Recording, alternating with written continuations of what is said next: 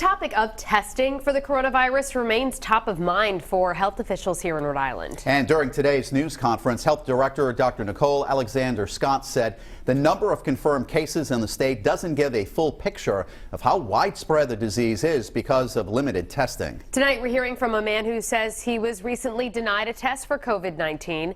As Eyewitness News reporter Caroline Goggin explains, he's now recovering but remains frustrated over the lack of testing.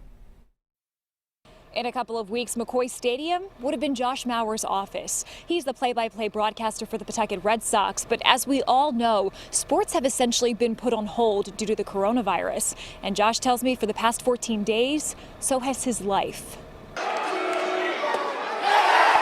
There's only one more season of baseball to be played in Pawtucket. For Josh Maurer, it would be his 7th as the play-by-play broadcaster for the Paw Sox.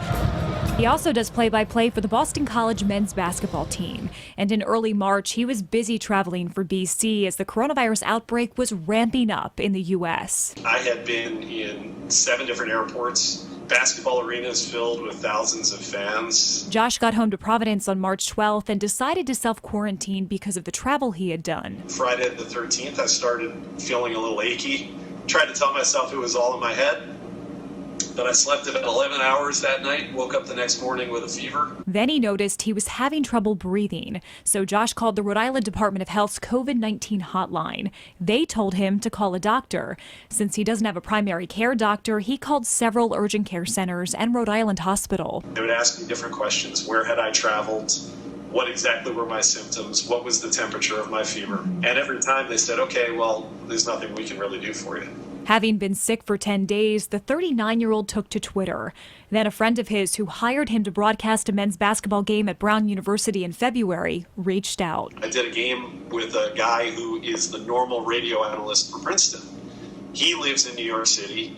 Come to find out, after Cody, my friend who had hired me, saw my tweets, he said, hey, I need you to know that about 10 days ago, that guy tested positive in New York City for COVID-19. Because of that, Josh found a doctor who is now helping him to determine his diagnosis. The issue is there's not enough testing.